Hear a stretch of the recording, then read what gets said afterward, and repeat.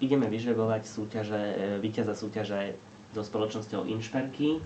Súťaže sa zúčastnilo 2002 súťažiacich a súťažná otázka znela: vymenujte jednu mužskú a jednu ženskú známú osobnosť, ktorí nakupujú na Inšperky.sk. Ženská osobnosť je Karin Hajdu a mužské osobnosti sú napríklad Martin Pico-Rausch alebo herec Jan Koleník. Takže spúšťame žrebovanie a ideme žrebovať víťaza poukážky na nákup šperkov v hodnote 100 eur.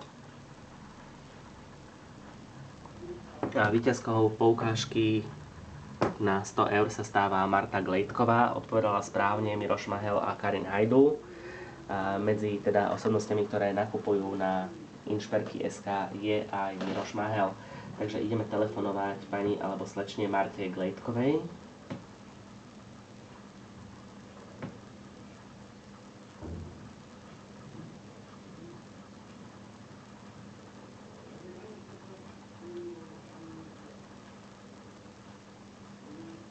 Tak, už mám správne číslo.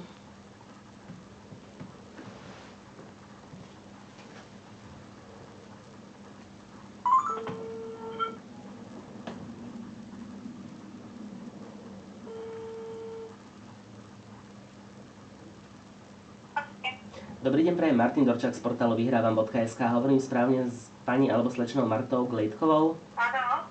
Vy ste sa zúčastnili našej súťaže o šperky v hodnote 150 eur. Je tak? No, Áno. Tak ja vám chcem zagratulovať, vyhrali ste prvú cenu, nákupnú poukážku v hodnote 100 eur. Wow, fakt? Fakt?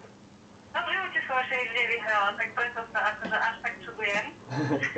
Gratulujem k výhre, Teším. poukážku vám pošleme e-mailom na vašu adresu a aj s kontaktom na spoločnosť Inšperky a už s nimi sa potom priamo spojíte a vyberiete si niečo z ich sortimentu v hodnote 100 eur. Wow, tak to mám Vianoce, ďakujem. Gratulujem, dovidenia. Ďakujem, dovidenia, ste ma potešili. Rád aj na budúce. Díky, dovidenia. Dovi. Takže pani Glejtková odpovedala správne a druhým výhercom sa stáva, ideme žrebovať,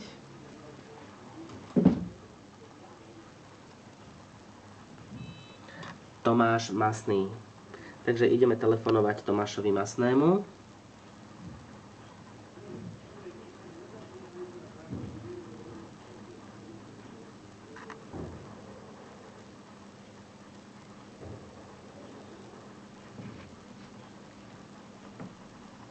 Volaná stanica je dočasne nedostupná. Zavolajte neskôr, prosím.